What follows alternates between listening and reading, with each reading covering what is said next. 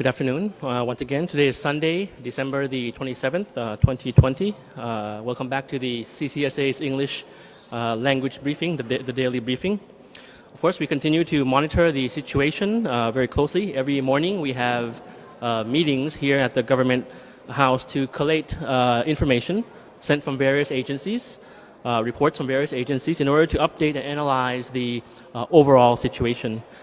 This, of course, enables us to propose measures that are proportionate and to transmit to different localities and for the government to make informed decisions on based on appropriate information, appropriate measures to be implemented nationwide.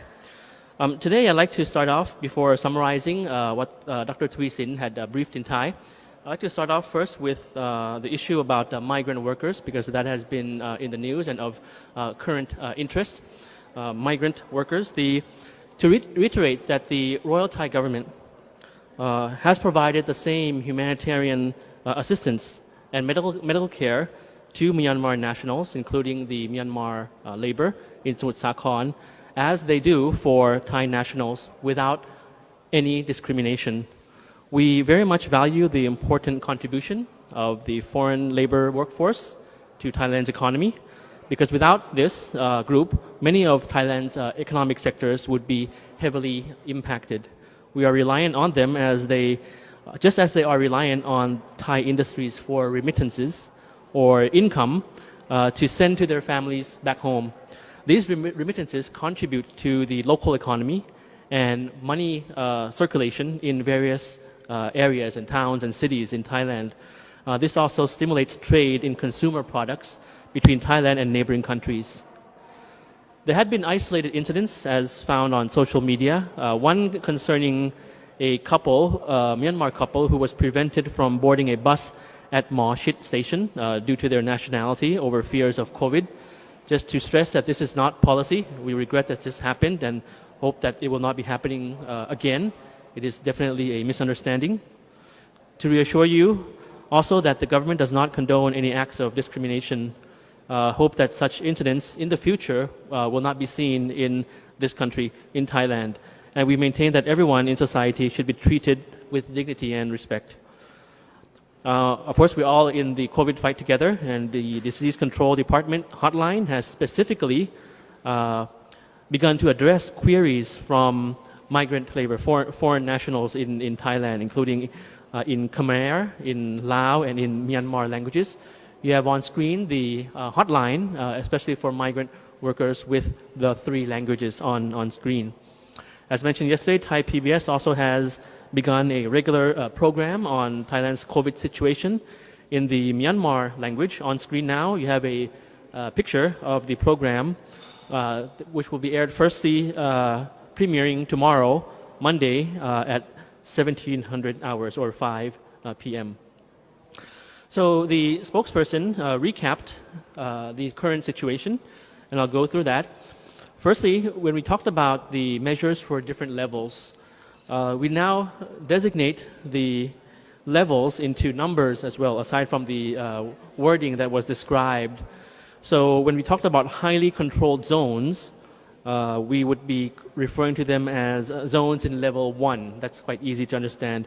And controlled zones, which is the second tier, is level 2. And high surveillance zone will be level 3. And then zones under surveillance, that'll be level 4. So the highest, level 1, highly controlled zones, that of course are the areas that we have to track the high-risk groups, and there are a large number of people infected and in contact and reported cases. For this group, level 1, as mentioned, we have the province of Samut Sakhon, and most currently one town in Rayong, which is the municipal city in Rayong, not the entire province. And of course, the controlled zone, as mentioned yesterday, has Bangkok included in that group. Just some examples, following recent reports on cases in Bangkok and Nonthaburi. I'll just give examples on that. In those 2 provinces, in Bangkok and Nonthaburi, various authorities have immediately followed the measures for the controlled zones. On Thursday, the Bangkok Metropolitan Authority instructed the schools the city's public schools to temporarily close. And on Friday, in Nonthaburi province, which is directly north of Bangkok, they instructed all public and private schools, as well as nurseries, to do likewise. You have an infographic there in English coming up on that issue. They also instructed entertainment venues to close from midnight onwards until 5 a.m. and banned live music and serving food after 10 p.m. These precautionary measures are in place until the 6th of January. Just as a general picture, the governor of each province around the country, as the chair of the Committee on Disease Control in that province, has the authority to mandate additional measures and to adjust various measures according to the situation, the context in each province. Sharing with you this to show that the local transmissions in various provinces are being dealt with through a systematic approach, step-by-step approach, and that together, of course, we can help stop the virus from spreading any further to any more provinces in the country. So moving on to the general situation and the number of cases that we have for today. We have new confirmed cases for today, 121 new cases, as you can see on the slide, making the cumulative number of cases in Thailand now 6,141, with 4,161 recoveries. This number, of course, is fluctuating. We just had the final number for today, just a few minutes ago before this broadcast. Some observations from this number: 94 are from local transmissions, 18 are from active case finding in Samut Sakhon, 8 detected from state quarantine, and 1 detected from outside the state quarantine. There are now COVID cases in 38 provinces. The other day it was around 31. The tally latest is 38 provinces around the country, coming infected from the Samut Sakhon cluster in particular. The majority of the new cases from local transmissions and emergence and active case finding in Samut Sakhon, and the emergence of new clusters in Rayong and Krabi. The cluster in Krabi in particular is also linked to Samut Sakhon. But the good news is that the cases from the active case finding among the foreign labor in Samut Sakhon are on a downward trend, particularly talking about the Samut Sakhon cluster. The percentage of infection found is on a downward trend. And as of today, Sunday, over 11,620 in particular, people have been tested in Samut Sakhon province. And of that number, 1,356, or 11.7%, were found to be infected. Continuing on to new clusters, as the spokesperson had highlighted, on new clusters, firstly on Rayong province. As I mentioned, one town in Rayong, which is the municipal city of Rayong, only the city, not the whole province, that area has been designated as level 1.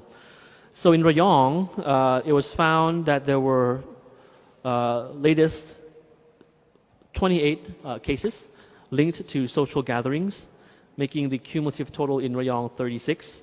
Still pending results from 49 tests in Rayong.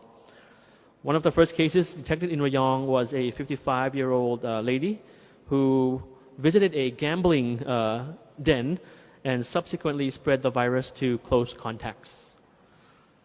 In the province of Krabi, it was found that 17 cases were linked to a party, a big bike party on Lanta Island on December 9th. However, the situation in the Krabi province is under control, as the guests to that party registered for the event, and therefore they were traceable. Another province worth highlighting is the province of Sukho Thai, where in one of the first cases is a 41-year-old person who was found positive on the 26th of December. Whether or not this infection, this case, will be spreading across the province of Sukhothai or not, we are still following up on that information. And how Sukhothai province will be classified in the different levels and zones. That will be pending, coming out in due course. Hopefully, it will not be a province with many infections. One point which the spokesperson raised, very important, is that many of the cases actually stem from gray businesses or unlawful businesses, as mentioned. As mentioned, gambling dens and other businesses of vice that are not very, very lawful. And the problem is that those who visited those areas and get infected, it's quite difficult to trace, or for them to tell the truth that they visited those areas, and therefore a bit difficult to trace the beginning where the cluster and the infection began. So hoping that we will be able to solve that issue. The precautions that I'd like to mention, and the spokesperson had highlighted this and mentioned yesterday also, is the letters DMHTT. Still necessary, of course, very important to wear masks, have social distancing. So D is for distancing, M is for mask wearing, H is for hand washing, and T is for testing, meaning temperature checks. And today we have another T, a second T, which is DMHTT. So the second T is from Thai Chana, which is the application that we continue to ask everyone to use. So please memorize this by heart, DMHTT, and you know what it stands for. The spokesperson also mentioned that a cloth mask is sufficient for the mask wearing measure. On the active case finding, testing, tracking, and tracing, which we call TTTs, currently the health authorities continue to conduct active case finding in the highly controlled zones or level 1 zones, Samut Sakhon, as well as controlled zones, including Bangkok and the vicinity. They continue to do active case finding to curb the spread of COVID. The strong and effective testing, tracking, and tracing have proven to be one of the most effective and promising approaches in the short space of time to keep the pandemic under control without resorting to widespread lockdowns and social and economic life. This approach also provides intelligence, information on the spread of the pandemic. So we kindly ask all people in at-risk areas all people who have visited at-risk areas and who have any symptoms to report to health authorities and provide the accurate, truthful travel history and take the COVID test to help curb the disease. The constant assessment of COVID-19 measures on this issue, we continue to work under 4 main criteria to see that the COVID measures are effective in containing the disease. These criteria that we work around are firstly, the ability to keep the number of COVID cases and spread of disease under control. Second, cooperation from society and business establishments. Third, the awareness of COVID measures among officials, business establishments, society, public, young people. And fourth, lastly, sufficient medical and public health resources to address the situation. So these are the 4 main criteria that we have, that we work around during this time. And if any of the criteria fails to be met, more stringent measures would have to be considered and imposed. This would also be under the consideration of the governor of each province as well. And as mentioned often, a possible lockdown, a future lockdown would only be necessary, and I repeat, would only be necessary if there is no, and I quote, proper cooperation from the people, end of quote. And that would be only necessary then. Just a reminder, DMHTT, that's very important. The spokesperson ended with some images about people helping each other during this time of worry, of concern in the province of Nakhon Pathom, wherein members of the farming community had come out to provide produce and vegetables to the people who are in need, who have economic difficulties in in the province.